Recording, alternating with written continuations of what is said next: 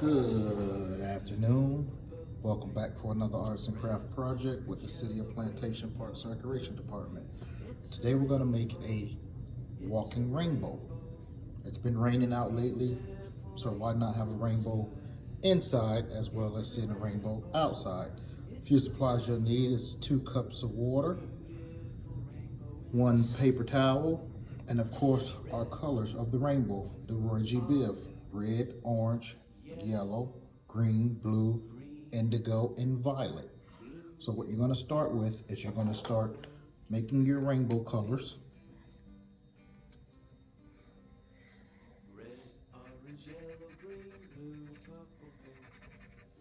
On each side.